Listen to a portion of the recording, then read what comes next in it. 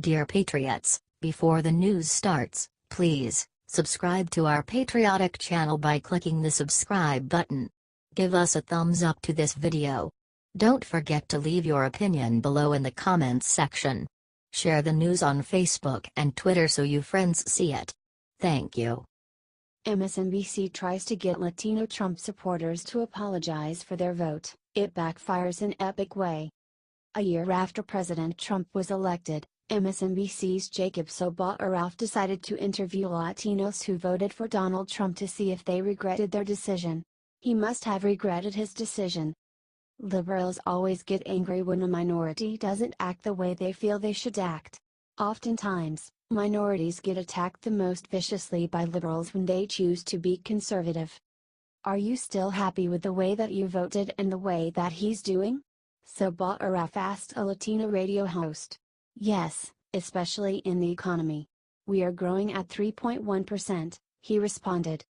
What surprised me most when I was here last time, so many of your listeners called in and said to me, it doesn't matter that I'm Latino, it doesn't matter that Donald Trump has insulted so many members of my race.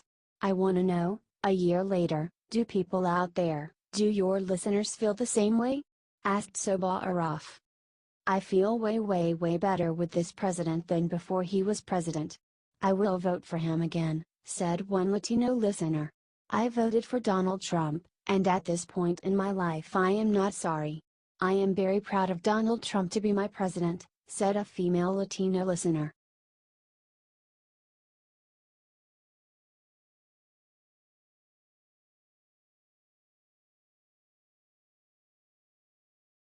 CNN host asks what does it matter if they are biased in shocking rant. CNN used to deny that they bias no matter how glaringly obvious it was. Now, CNN host John King is arguing that it doesn't matter if they are biased. It might be small, but we are making some progress. King was responding to a speech made by Steve Bannon calling out the media for being biased against Roy Moore.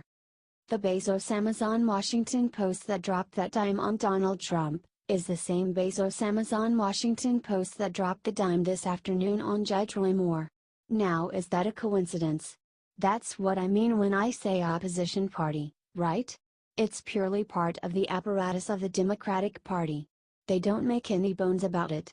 By the way, I don't mind it. I'll call them out every day, said Bannon.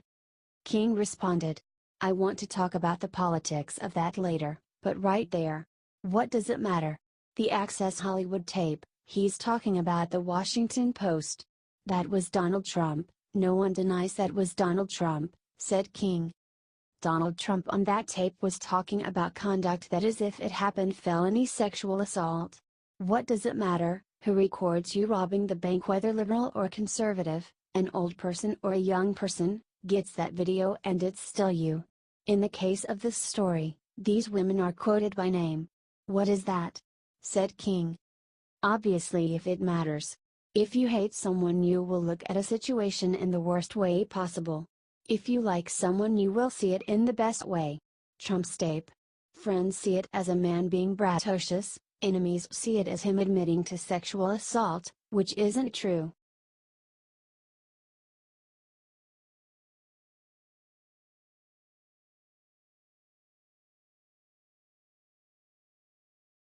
Donna Brazile exposes shocking reason she feels responsible for Seth Richs' murder. Donna Brazile made headlines when she said that after Seth Richs' murder she closed her blinds in fear so snipers couldn't see her. This was a huge revelation because the liberal media tried to play off his death as a random accident.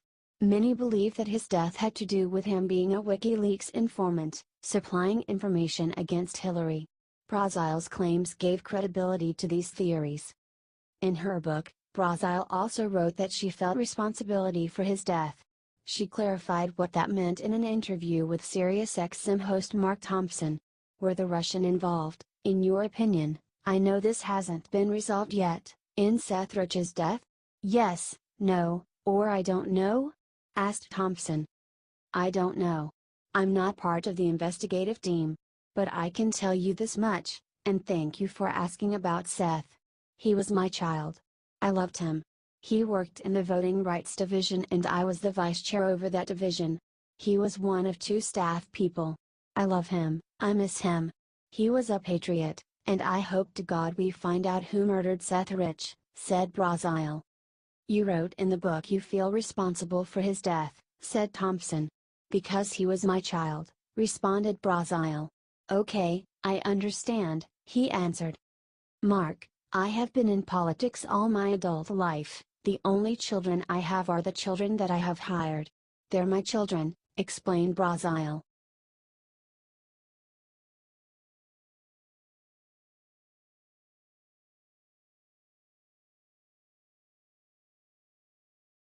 These stories are true. Louis C.K. confesses the disgusting things he did to women.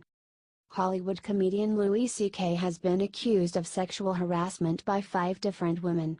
According to the accusations, he would tell women he was going to whip out his junk, and proceed to masturbate in front of them.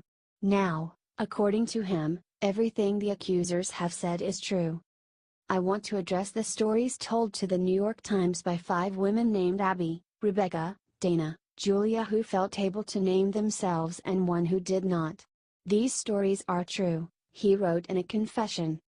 At the time, I said to myself that what I did was okay because I never showed a woman my DCK without asking first, which is also true. But what I learned later in life, too late, is that when you have power over another person, asking them to look at your DCK isn't a question.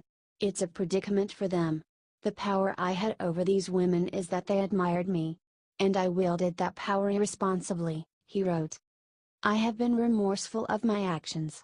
And I've tried to learn from them. And run from them. Now I'm aware of the extent of the impact of my actions. I learned yesterday the extent to which I left these women who admired me feeling badly about themselves and cautious around other men who would never have put them in that position, he wrote. I've brought pain to my family, my friends, my children and their mother. I have spent my long and lucky career talking and saying anything I want. I will now step back and take a long time to listen. Thank you for reading, he wrote.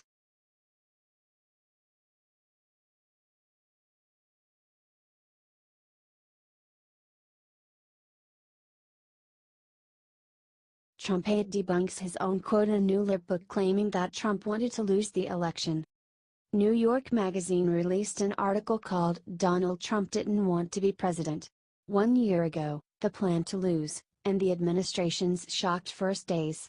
By Michael Wolff. This was taken from the book Fire and Fury, Inside the Trump White House, which will be released on January 9. Obviously, the premise is ridiculous. Why would he campaign so hard, or even run at all, if he didn't want to win? Former Trump campaign advisor Sam Nunberg was quoted in the book. The news network HLN brought in Nunberg to see if the quotes were accurate. Nunberg explained how they were twisted and taken out of context. Basically, Nunberg mentioned to Trump in 2014 that there is a small chance of him winning, and Trump said we won't come out of this badly, and, no matter what, we're going to have fun. The author took that to mean that Trump didn't want to win. No, it's not. Well, what I was telling Michael was a story, that in 2014 I was flying down with then Mr. Trump to New Orleans for the Southern Republican Leadership Conference, and we were discussing his run, and he had already told me he was planning on running. And what I said to him was, 100 years from now nobody is going to remember if you don't win the primary or the presidency, who ran. Frankly, nobody is going to remember who was the president, he explained.